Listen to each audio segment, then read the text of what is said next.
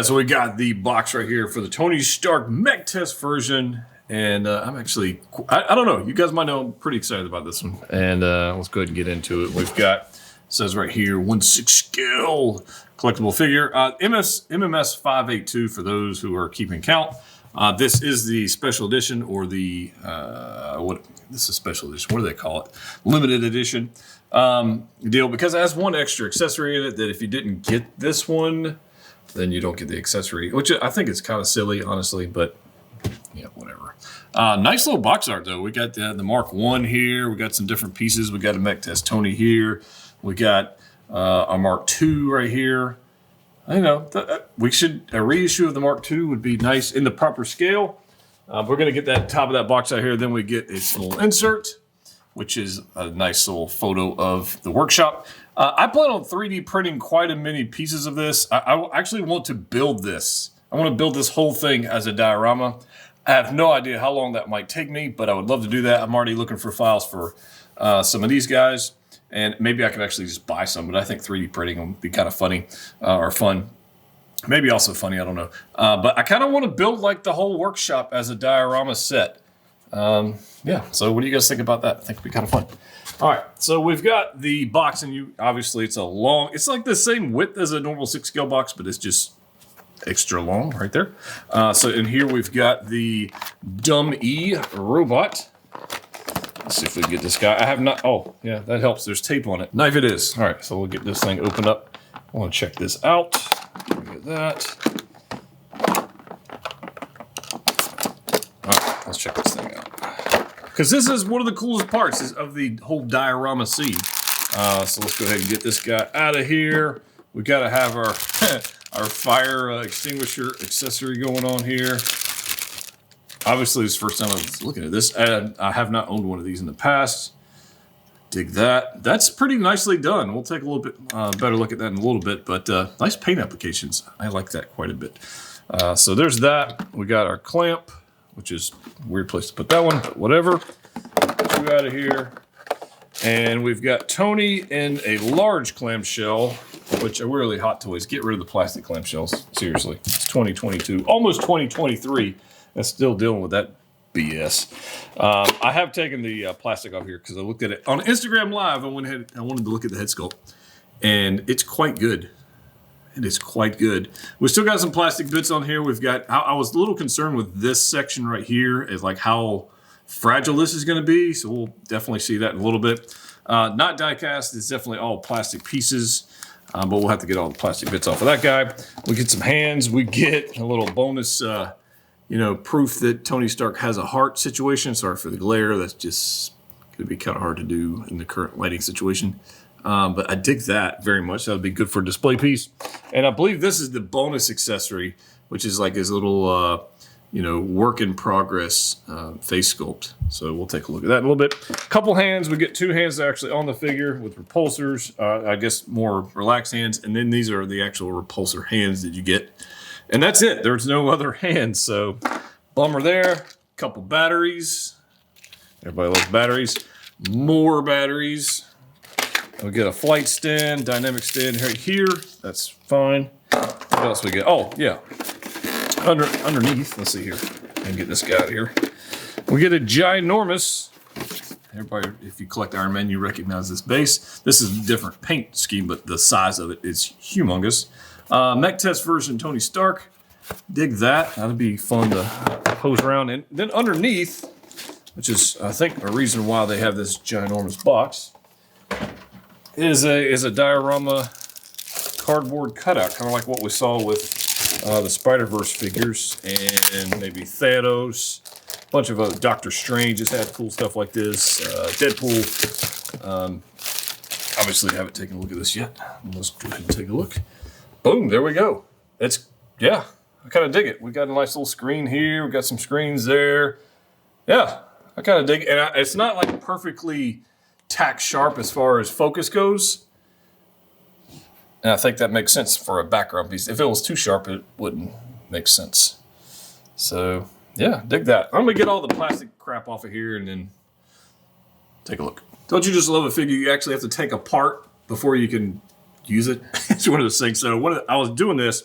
I was adding batteries. So there's a battery compartment down here. These light up. There's a battery compartment in here, which we'll take a look at in a little bit. But there's a battery compartment in here. So you actually have to take the belt off the instructions. As you can see, instructions. You have to take that off and then kind of get this off to the side and then lift all this stuff up, which is ridiculous. This is why I don't typically mess with batteries on just generally anything. But for you guys, we're going to do it. And then in here, underneath all this shirt is the actual battery compartment that we're going to have to use for all the arc reactors and all that kind of stuff. So there's that. So there's actually batteries in here as well. See if I can get this out of the way. There's batteries in this little guy here as well. We got to take that apart. So in order to enjoy your 6-scale Tony Stark mech test version, you have to destroy it first. In addition to that, by the way, the switch to turn everything on is there. This is the worst design for a figure ever. Like, you got to undo all this stuff. I don't know. Maybe you can flip it. Yeah, maybe you can actually flip it on through the back of the shirt. You can actually feel the nub there. So maybe you can do that. But what a stupid design. All right, ladies and gentlemen, we got everything in here. We got the batteries put in, which are complete. They're not the worst batteries. Like the Mark 43, Mark 50, probably Mark 50 was probably the worst battery situation, but we got those. We saw the stand before. It's large. If you've got Thanos, that's kind of on that scale.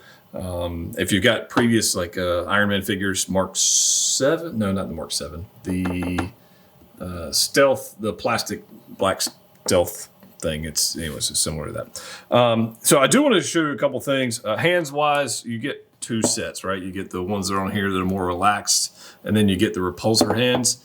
And here are the repulsor hands right here. It does have, I mean, this is a primitive Stark tech, right? This is in the beginning. He's testing stuff out. Not everything's perfect yet.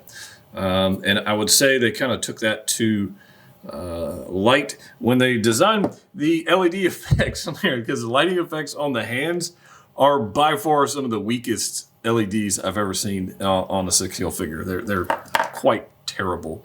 So anyways, the way the hands kind of light up these is you got 2 batteries you've got to add inside this little pack right here. You actually have to take this piece out all the way out of the pack, and there's 2 batteries in there. And then, but thankfully, actually he incorporated the switch is right here on the top, so you can just flip the switch and close that back down. And now we have hands right here that have illuminated. They are very, very, very weak. Very weak. But that's them on. I'll turn them off so you can see the difference. Well, here, I don't have to do that. Here's a hand right here. Boom. There you go. Yeah, see the difference? Very weak. So, and I'm sure they won't last very long, and I'm sure they will be, corroding and all that kind of fun stuff that Hot Toys batteries do. You do have down here, kind of do the battery compartments. You do the detail on this feet. These boots are ridiculous. I mean, they are quite fantastic. The wires, you got yellow wires, red wires, you got some blue wires. You got, I mean, it's plastic, but it's painted in such a way that at a distance looks metallic. That makes sense.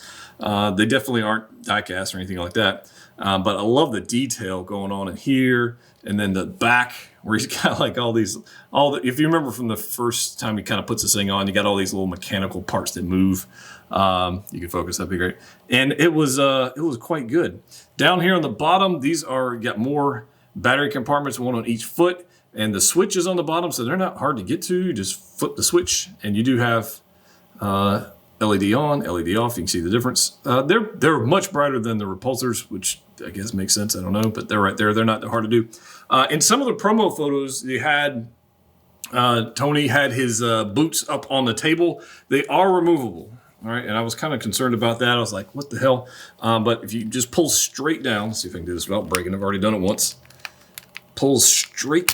Oh, there we go. All right, pull straight down. You can see there's the regular 6-scale body. An ankle extender, and then that's how they come off. You do not get any switch out feet, so maybe you got to use the dynamic stand and clamp to hold Tony up, or if you want to give him some other something. But that's what it looks like. These do not come down any further. and it's going to look a little strange. But if you wanted to, you could absolutely use these on a display. That's how they work. And obviously they're battery powered, so they'll still work. But just make sure when you're doing this, pull straight down. Don't pull it at an angle or anything. To get it back in there, you just got to give it a little bit of pop. I'm going to put it down on the table. Boom, snaps right back into the peg, and you're good to go. Bend wise, you got a double bend up here, but you got all this stuff getting in the way, the knee pads and that stuff, so you want to be careful with that. This wire right here is supposed to tuck down in here. This one tucks down in here, so you got to be careful to do that as you're moving all this stuff around. It's actually pretty cool.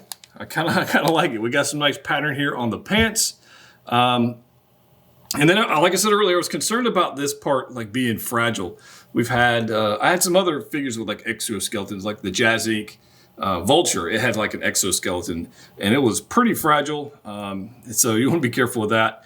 But this right here, you've got these couple wires that feel like they're going to be fine, but you can bend it. You don't bend it here, bend it here, obviously.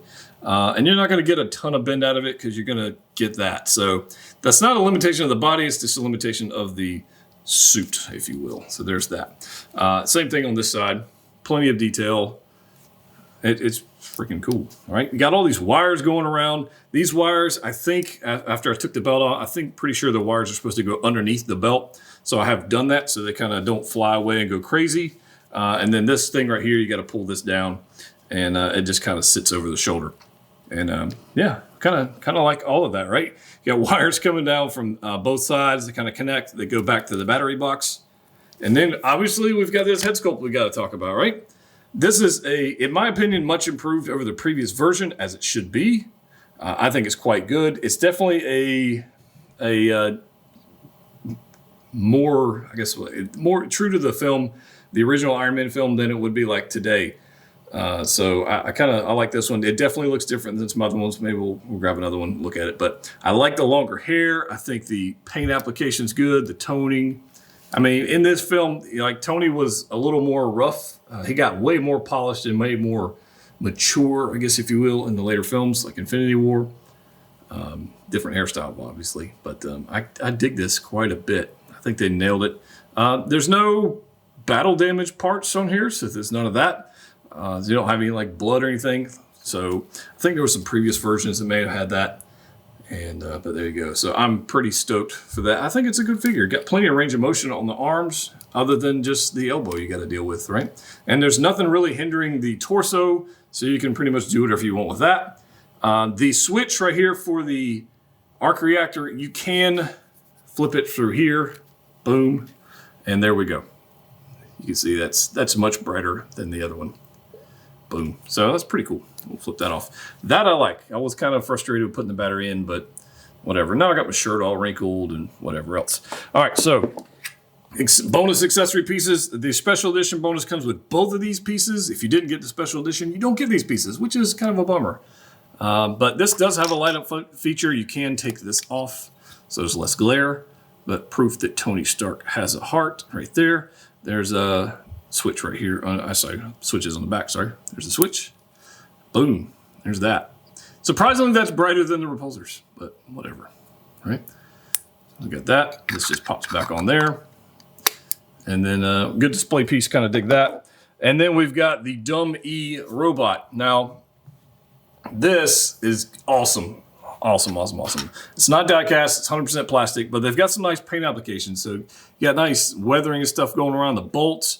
All around, you've got this nice, almost caterpillar-like orange-yellow color going on right here. I like that. The fire extinguisher is held by these teeth, I guess, claws. If you've played the claw machine at any store, it's just like that. These are mobile, and you can articulate those, and he holds that. All these wires don't do a damn thing, but yeah, I think it's very, very cool. As far as rotation and range of motion, it does rotate. You can do this right here.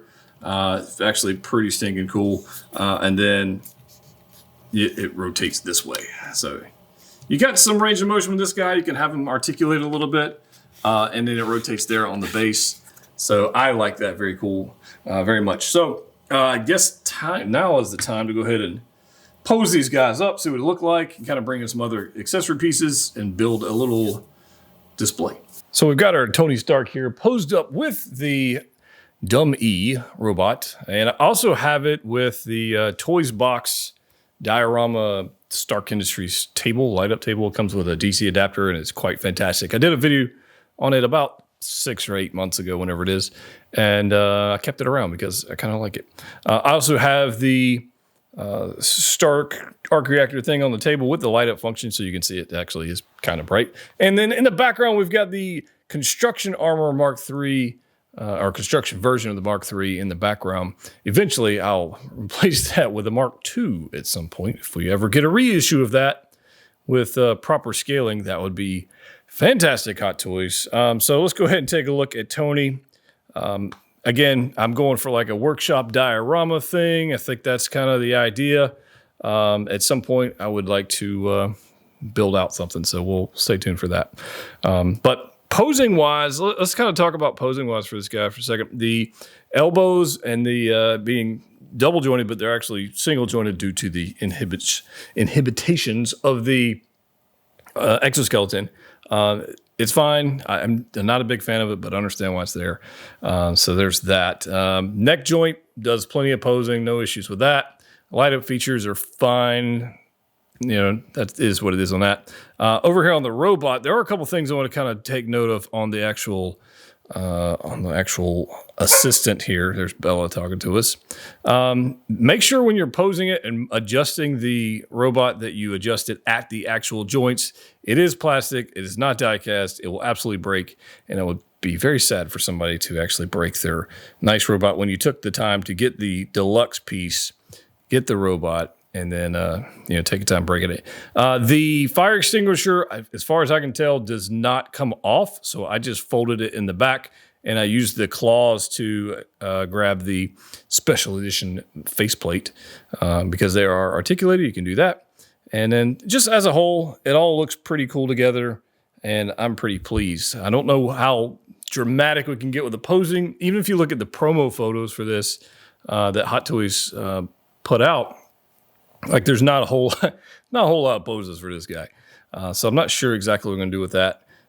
But I am super excited to have it in the collection. So what I'd like to know from you, is this something you're going to be picking up? Is it not? Are you waiting on a discount or something? What are you doing? Because kind of weird things going on in the market right now. I think all these pieces together look fantastic. So I thought it'd be interesting to check out the team suit Tony Stark with the current Tony Stark, because I had them side by side and I was like, wait a minute, one is definitely taller than the other, and it does appear that old Tony got a little growth spurt between Iron Man 1 and then obviously Endgame. So there we go. There's the two head sculpts next to each other, and there's the two scales next to each other. I don't know that one's better than the other, but it does seem that the original or the mech test Tony Stark suffers from the underscaled portion or a part of Hot Toys, or is it that the team suit is overscaled? I don't know. I don't know which one's which, but obviously Robert Downey Jr. is not the tallest figure or tallest person. But there it is. There's the difference in the sculpts. They definitely come a long way, and I just absolutely love this in-game sculpt. And if you have the Mark 50 or the Mark 85, the updated one, and whatever that, you've got that. But there they are, side by side. All right, so I've got Tony Stark up here on the flight stand, and I went back and watched Iron Man 1, this scene where he's doing this whole test, to look for some pose ideas. But to be quite honest with you guys, he was very awkward flying. It wasn't a very beautiful or well-rehearsed deal. He literally was just kind of doing weird things.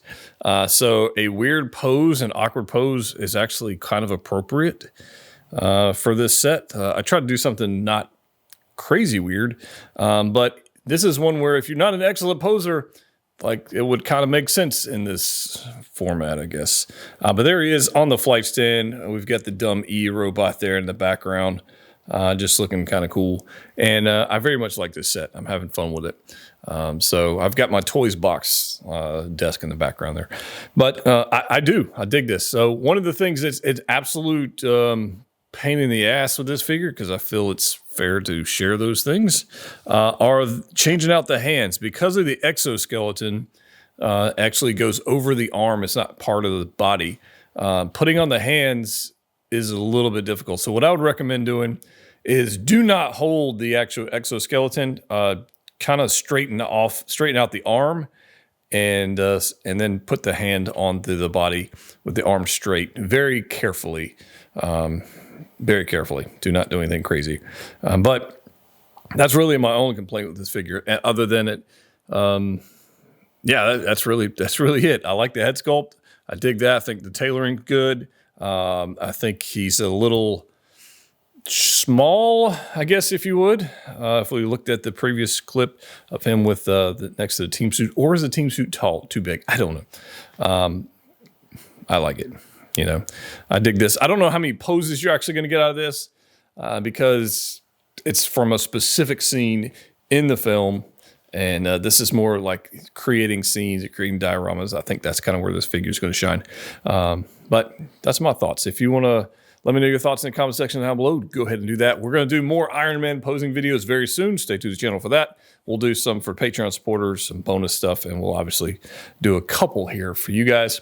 But if you haven't already subscribed to the channel, please do so. If you want to support the channel, Patreon's a great way to do that. We got giveaways, behind-the-scenes stuff, meetups, and yeah, just having all kinds of fun. So as always, click what you like. See you next time.